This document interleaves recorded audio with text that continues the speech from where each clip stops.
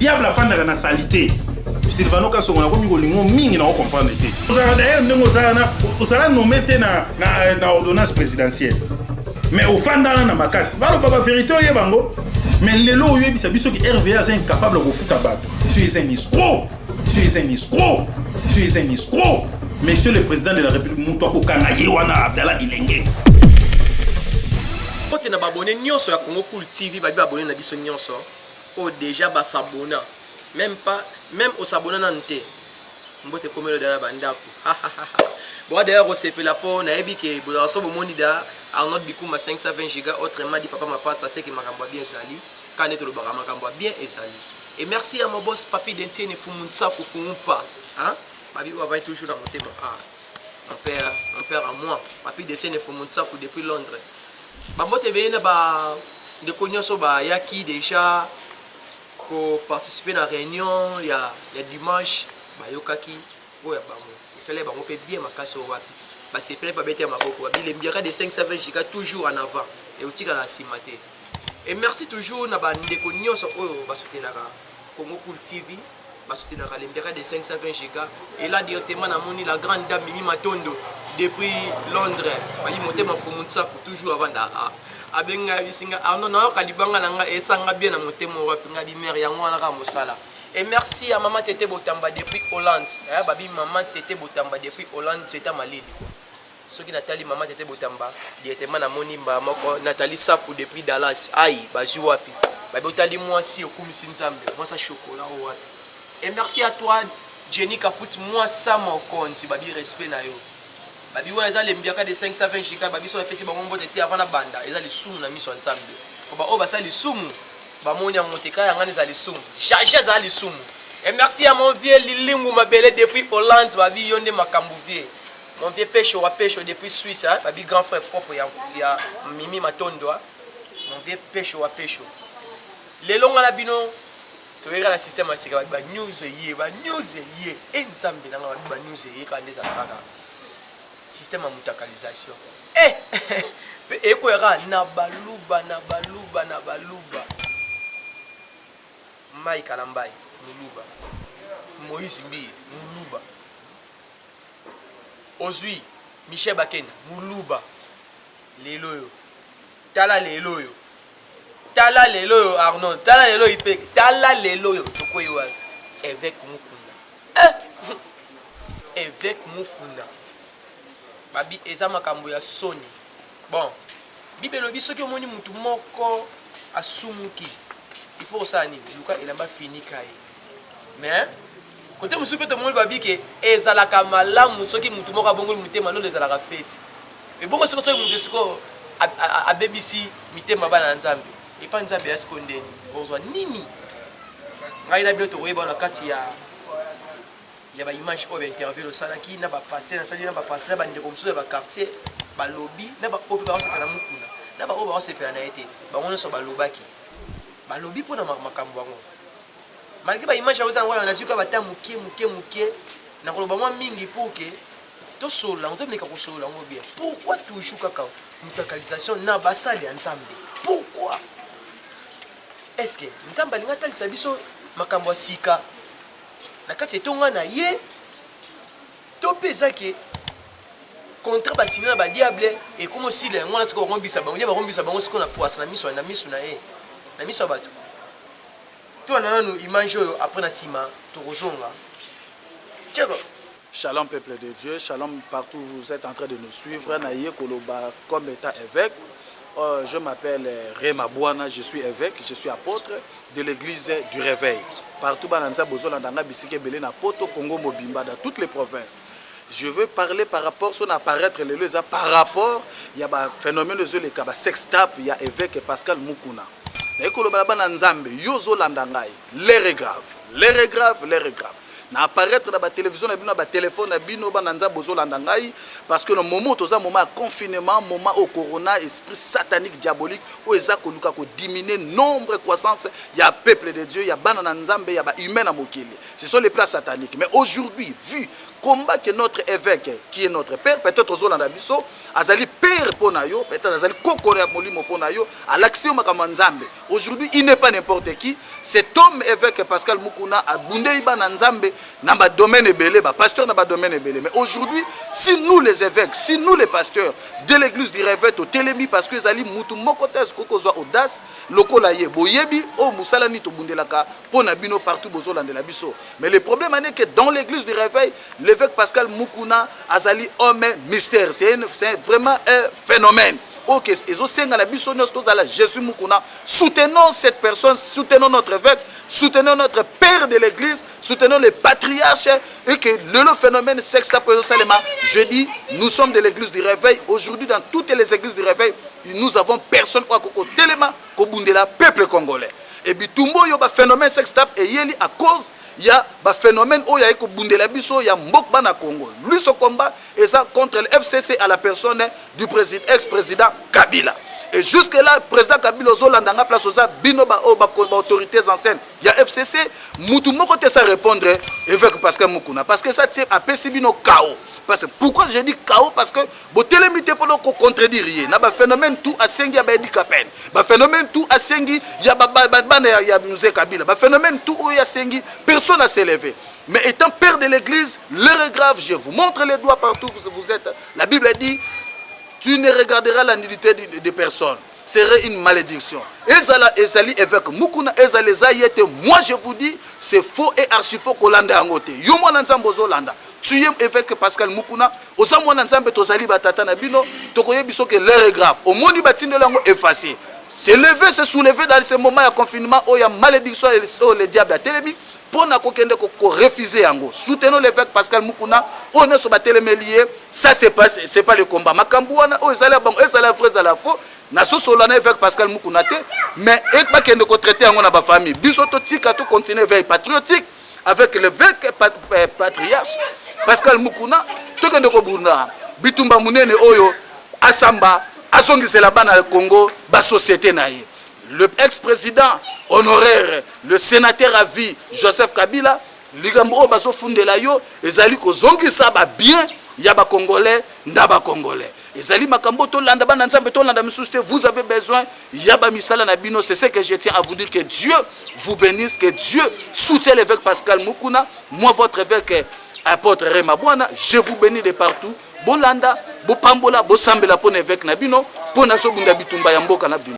Pour nous silisa na ko rappeler penza ko marteler na ba nzambe beaucoup remarquer que na combat évêque Pascal Mukuna azako kolité pour na ba bien bolamu ya ba peuple congolais et FCC ak lata yango ako financer pour na koluka bakanga évêque Pascal Mukuna ndenge basala ba pesa lolo leader monene Coutinho Fernando o lelo ba commissaire inapte bakolinga pe esalemela évêque Pascal Mukuna le lenge moko bakotia po bakange monoko eki na tango oyo tozosenga bana na nzambe eki ngai lokola ndeko na bino évêque na kosenga na pepe da nzambe o bozo kolandanga ete na tango oyo botelema bokoka ko soutenir yango parce que tango babwaki babiloko oyo ya ba sextape ba phénomène oyo eza po et distraire biso et distraire bino bana nzambe et distraire bino congolais de part et d'autre partout bozali pour na koluka ko rejeter ba éveil oyo évêque Pascal Mukuna memele biso. Donc pour ces derniers tout les mabiso na soto miso na biso la mukatolo ba problème eza ya sextape eza la solo to eza la lokuta ezam etali biso te biso tozaka ka na biso miso na biso za fixé na éveil patriotique. Kabila akende ko samba akende ko contredire papa évêque Pascal Mukuna parce que bino bozolanda biso na ba église lelo ba pasteur ba komba aventurier bozomona ba o ba aventure ba kangi bo et tout ça. Pourquoi? Parce que bino pe ba na nzambe bozana mbonga opesa ba na ba offrande te. Voilà pourquoi vous allez voir beaucoup de bêtises, de soi-disant des infiltrés bazokota na musala o bozo souffrir partout boza bo soutenir évêque Pascal Mukuna na évangile ya biso siko na révolution même biso lelo comme ba prédécesseur na ye l'éveil patriotique. Vous avez bolamu ya Congo, vous avez besoin ya bolamu na Congo. Bible lobi, priez pour votre pays car votre bénédiction a dépend. Mais dans chaque génération, dans chaque famille, Dieu élève toujours une personne. L'évêque Pascal Mukuna, c'est un phénomène. C'est une personne où dans quatre églises, il y a toutes les églises du réveil, personne n'a joué à Mungongo à Téléma. Yango da kosenga na évêque principal, évêque général Soni Kafuta, nazo senga na papa Mutombo, nazo kosenga na bana nzambe nyonso oyo nzamba tombo libino génération montante lokolanga to telema to tato la biso sur l'éveil patriotique et que fini batanga ba passe ya ba guérison ya souffrance oyo. Vous avez un message direct dans le peuple congolais de partout. Totika ba distraction satanique, le quoi coronavirus, et aussi distraire biso, de même aussi et oh y a ba sex step, y distraire biso na lutte aux ezali et comme qui déjà fin prêt et ça zuka. Tant que ba moni ba kobazuka yo, ndemba mo ba bimisi ba phénomène non. Nous disons non na ba phénomène sex tap, ba c'est ba phénomène au bazo benga la terme anglaise là je maîtrise pas mais sinon c'est ezala solo ezala lokuta biso to boyi yango biso to lingi to landa éveil patriotique. Papa Kabila a kende ko se présenter na justice ndenge komba oyo papa évêque Pascal Mukuna azakoloba pona bolamu ya bana Congo azakoluka ko gagner le côté mais azakoluka ni kozongisa nde ba société à l'état. Merci beaucoup de ce que je vous ai tenu comme information. Merci beaucoup. Bana nzambe de partout où vous êtes tolingi to éveiller conscience nabino. Nous sommes les hommes d'église, moi c'est le pasteur Gaius Malaba des Portes Éternelles de Lemba. L'église n'a jamais été au milieu du village. L'église a toujours été du côté de la vérité. C'est pourquoi Bomoni biso totelemi. Jésus-Christ, notre Seigneur et Sauveur, a le chemin, la vérité et la vie. Alors, tozo bunda, pour vérité et yebana, pour vérité bimapolele. Ce que l'évêque Pascal Mukuna est en train de faire, c'est pour le bonheur du Congolais. L'Esprit de Dieu l'a réveillé pour que Abimisa Mboka o na kiboumbu ya ba sataniste oyo bakangi mboka oyo na minyololo na bango.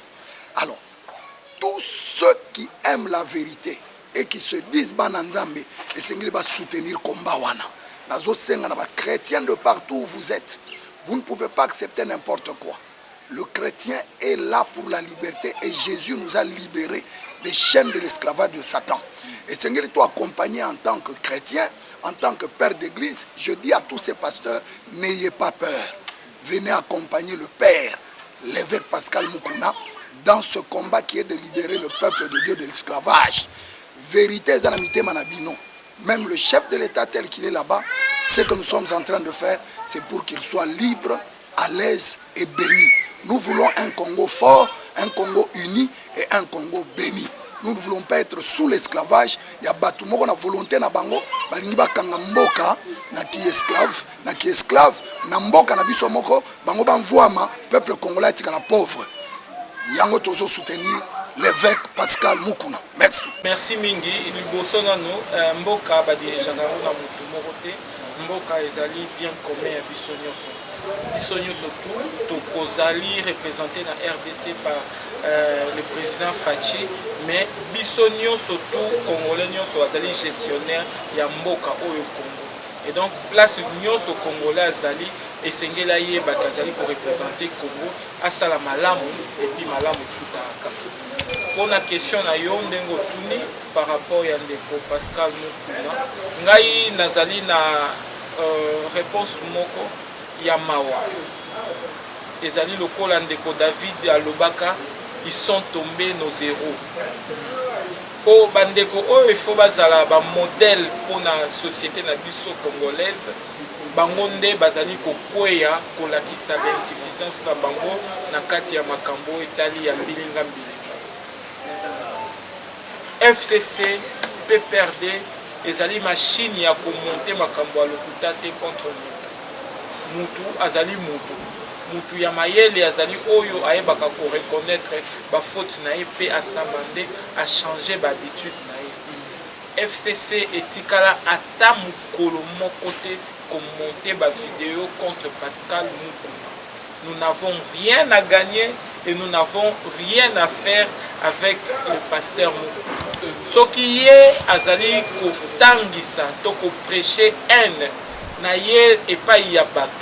Ezali problème na ye na nzambe po omoni ndenge ezalaka bato tozalaka mingi agité soki problème ekomeli yo mais nakanisi bakonzi na biso ya FCC na kobanda ye moko autorité morale Joseph Kabila Kabange que je salue le professeur Néhémie, le coordonnateur que je salue, mon SP, coup sur coup, Emmanuel Chadari, n'ont pas réagi sur les propos téméraires et vexatoires.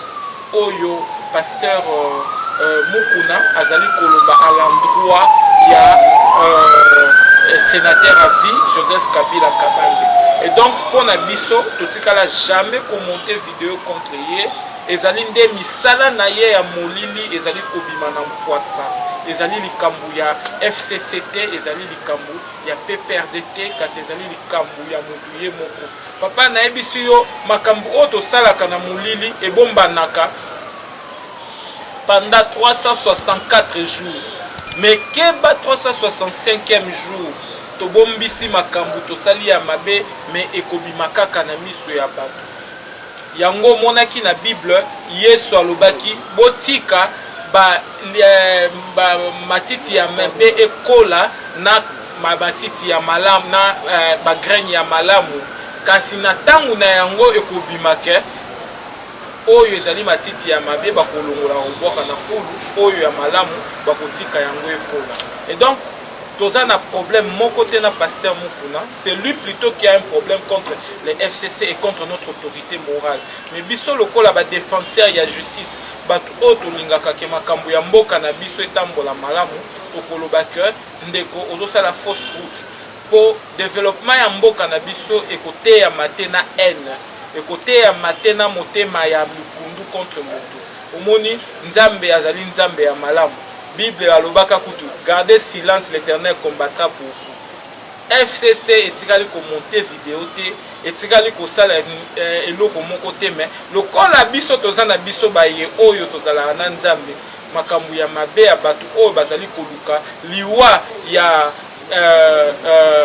notre autorité ma Joseph Kabila Kabange et komi kobima likolo maître papi même moral bande bazola na biso mais toyoki ki ba ko porter PPRD FCC mo porter évêque Mukuna plainte pourquoi bon ti sikoyo officiellement FCC sérénité pour nous poser option moko par rapport ya ba allégation to ba propos vexatoires et téméraires ya ndeko évêque Mukuna mais lokola azali neka mwana ya mboka akoki ne kozala pe brebis égaré to porter nan officiellement plainte te pour to boyi ke akoma victime ngana kanisi place na ye ezali plainte te mais place na ye ezali kolanda ndeko ne mwanda semi ebongi bakumba ye na CNPP batala peut-être que makambo azali koloba to azali kosala ezali parce que azali na mwa mutu ezali kosala bien te et donc nakanisi ti sikoyo opinion akoki ko retenir que FCC etikali kozwa ti koporter plainte te mais ngai na kobakanisi na ngai ezali nde kokanisa que place na ye mingi ezali kokende na CNPP mpona kotala soki moto na ye to makambo na azali kosala ezali kocorrespondre na makambo oyo bato bazala normal papa okoki mpe kozala na stress traumatisme di na stress oyeba ano te epe bato balandaka yo lokwa ndenge bazali kolanda ndeko ne mwanda nsemi asala na bato oyo soki alobi ono bino soki obimisi ndika boye ekomi minduki bato balandaki na kati ya ndako ne plus de 200 personnes babimi na kati ya ndako bazalaki kaka kolanda motu wana me bayebaki te ke bazalaki toujours kolanda motu oyo motu esalaka bien te et donc na cadre ya ndeko akoki bato opinion akoki kozala rassuré ke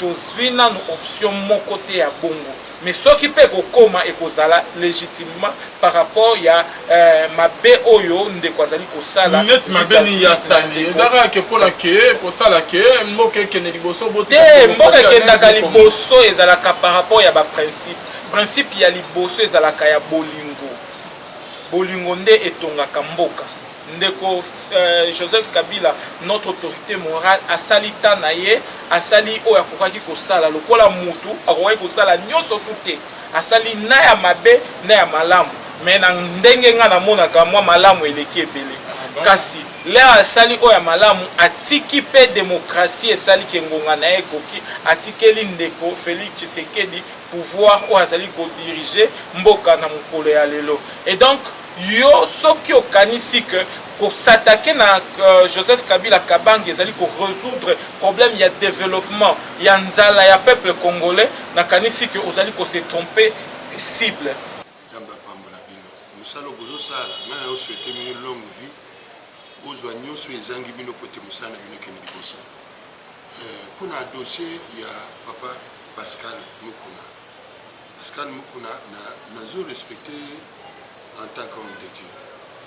Naza ko respecté en tant qu'homme de Dieu et na makambo yo na kolobela makambo mibale oyo ezali politique na oyo makambo ya oyo balobi ya ndenge to moni na Facebook et ça lui passe. Mais pour nanga personnellement na kanisi boyete ezali bitumba na ye oyo la mwisi na makambo ya politique. Donc ba montage oyo esalemi balakisi nzoto na ye na elenge mwasi ezosala soni mpe mawa. Mais eloko moko nga na opeki na koyelobela boye mpona biso bana na nzambe respect na baboti na biso spirituel esila te. Respect na bango esila te. Même mpona papa Mukuna il faut kobondela mpona ye. Mais aussi kobondela mpona bato oyo babimisi biloko wana ya salite ezosala biso pasi makasi.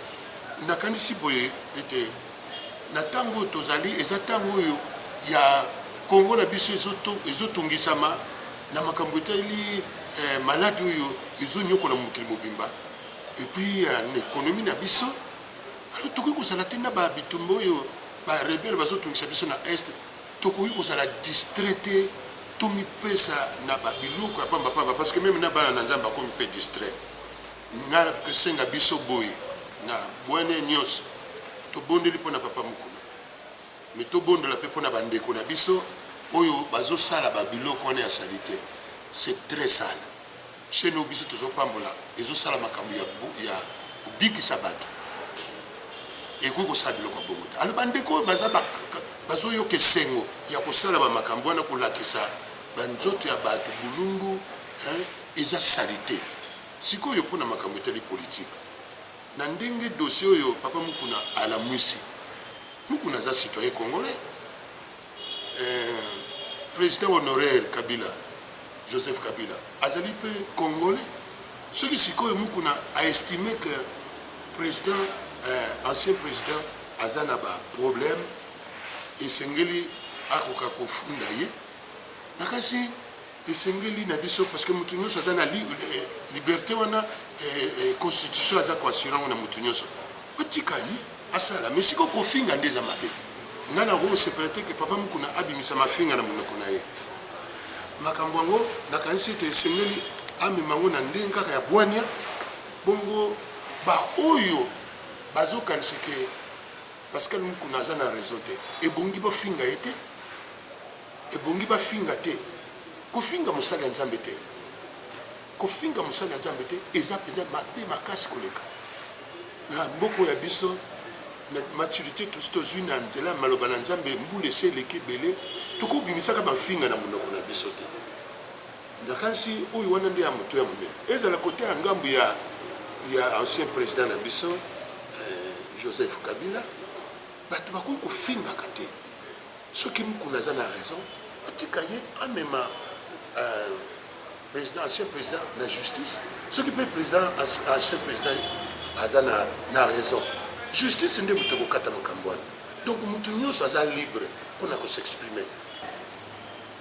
Papa nakanisi eloko moko eza boye diable azali kosala mosala ezala libanda église mpe na kati ya église biso baye batalisi biso te ebongi kaka tokeba totambola na bokebi bongo bandeko oyo balakisaki nzoto na bango na réseaux sociaux soki mpenza bazoreconnaître mabe na bango esengeli na bango basenga bolimbisi publiquement ezala na ba réseaux sociaux ezala na ba télévision na ba radio bakomango mpe na ba journaux basenga bolimbisi mpona nini po ete mitema ya bato oyo eza ya kozokazoka na makambo wana esengeli bakoka kolendisa bazala konsole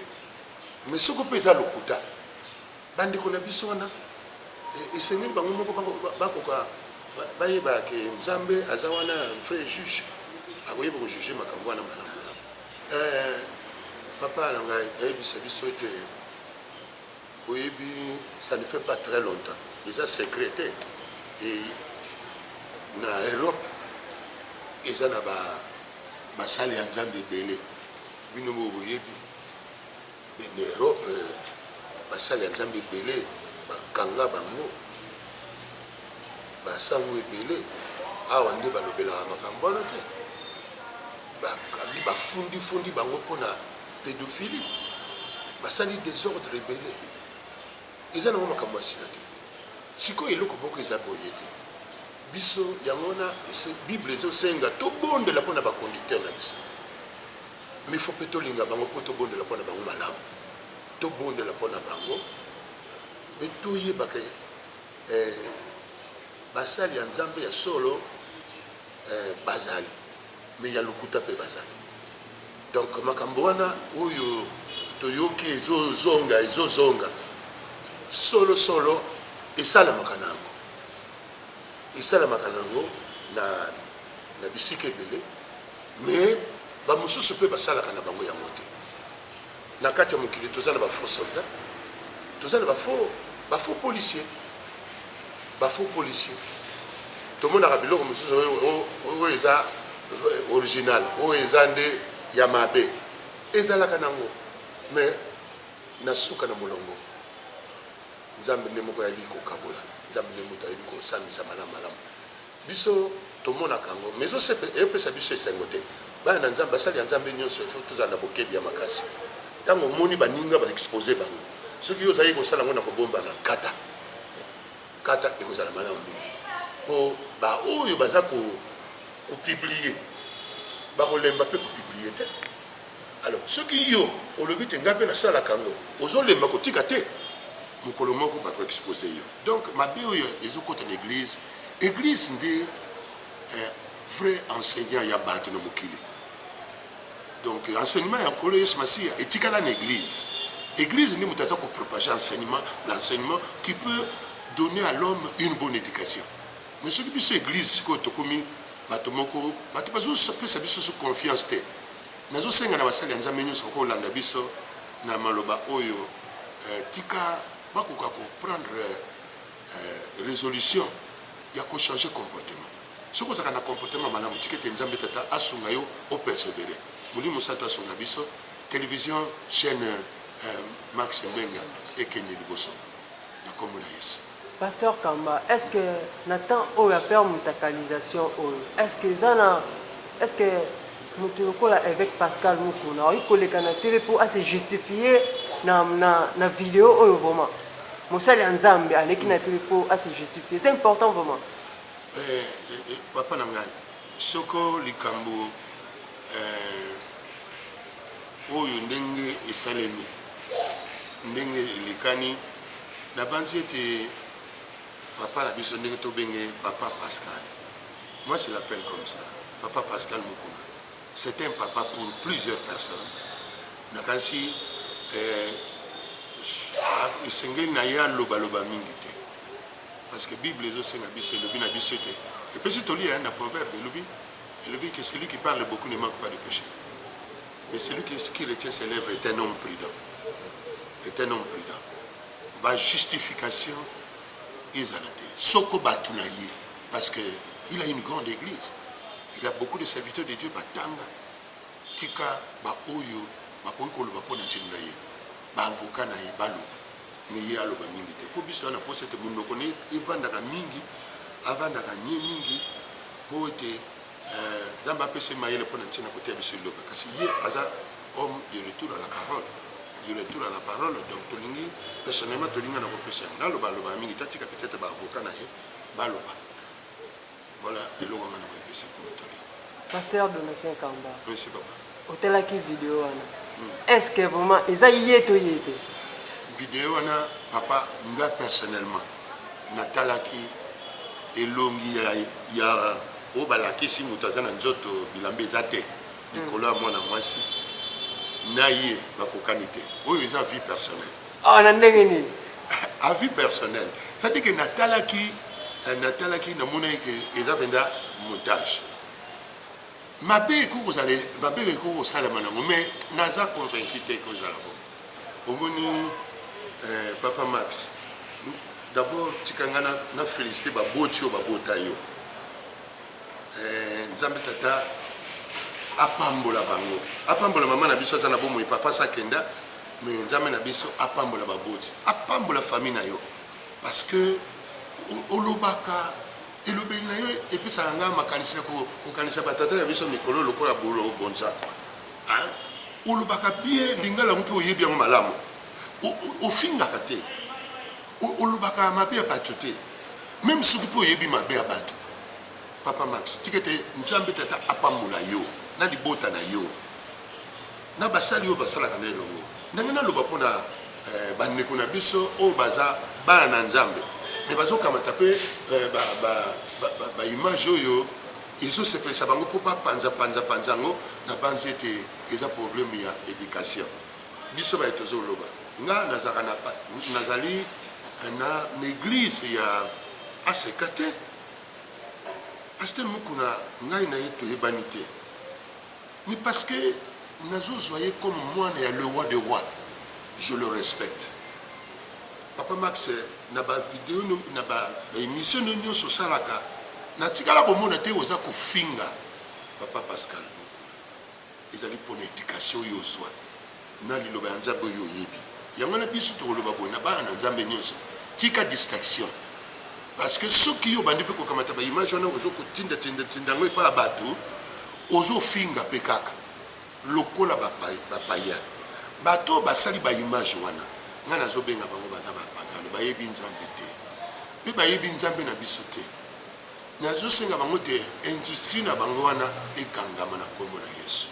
Merci na bino bozaki ebele pona kolanda ai eza passe soki na lobi eza passe po komona enanu na Congo eza la fête so bamoni musala nzambe moko asumuki na pasi ezalaki esalama na mitema baconseiller ye mais na Congo comme fête le monde ezala ma fête vraiment fête na bandeko mosusu oyo balingaka yo te fête na baoyo mpe mosusu bazoluka ke yo kita mpo bango bamata babaza baplace wana mais nga conseil na opesa kaka na évêque mukuna etake pasteur évêque mukuna senga nzambe pardon senga pe babandimi pardon tika makambo ya église nano concentré na makambo susu concentré makambo susu pourquoi la bibongo parce que ceux qui otali bien musala nzambe esengaka ba principe tant musala nzambe il faut otika nyonso eza mapasi pe mawa komona mukile ningani lelo Kongo ningani oye eyepo esipa na coronavirus osipa na coronavirus à cause ya mutakalisation ya deko na biso papa na biso évêque mukuna oyo azaka toujours à l'honneur respect pas na eza rebelle mais lelo respect et ko nyonso bino basala nzambe mboso na nzambe na bosolo ko continuer osala bongo bino oyo bozo continuer osala buzoba bobo mama nzambe akobimisa bino na poasa ndenge pe azobimisa ba misusu bosa abonner massivement na Congo Cool TV bokozala décité numéro na ma téléphone eza na bande d'écran bobenga botina ba message et kosala ngai bien et merci à mon boss papi de Tienne Fomuntsako depuis Londres hôtel mobile komisi nsambe aïe et merci à maman Tété Botamba depuis Hollande babini teta malili toujours tovanda kawana et merci à toi babi la grande dame Mimi Matondo hein Mimi Matondo la grande dame motema Fomuntsako avanda toujours awa merci na yo maman na ndenge opesa ba conseil na ndenge pe o la so ya mo vano talabi jika awa bongisa salabu ya salabu esala nga bien makasi nga sepela d'abord na mbongo na nte sepela toujours bosolo ba conseil na bino ba remarque la bino sala nga bien. Et merci à toi Nathalie Sapou depuis Dallas babi moi sa chocolat. Bomoni buzo beleka na Congo. Bomoni ka toujours Congo, pe toujours baluba. Baluba basambwe. Au vidéo baluba basambwe. Yango te baluba basambwe. Et merci à mon vieux Lilungu Mabele depuis Hollande, babi mon vieux Lilungu Mabele otali mobali, otali papa obité. En héritage à la Rawana. Vous avez belé, merci à Jenny Kafouti, moi ça mon compte, babi les milliards de 520 gigas ne tombera jamais. Bisognon sont bientôt. Tous la marche de santé, la marche de santé, les amis, bangé la marche de santé pour y n'amaber ma casse. Bisognon sont au Rosala Wana, babi binope kuna après coronavirus, ça veut pas confinement, n'a dit que vous marchez. Mais bisope awa, tout qu'on marche après pas confinement. Ngaina bino, tout le monde a dit mbala ya sima. Bye. Ni n'en a d'abord.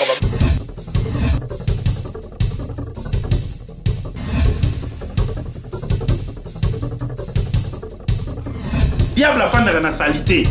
Silvano Kasongo na ko mikolingo mingi na ko comprendre te. Ozala d'ailleurs ndenge ozala nommé te na ordonnance présidentielle.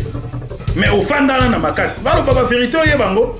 Mais lelo oyo bisa biso ki RVA est incapable de foutre batte. Tu es un escroc. Tu es un escroc. Tu es un escroc. Monsieur le président de la République Moutouako Kanaye wana Abdallah Bilenge.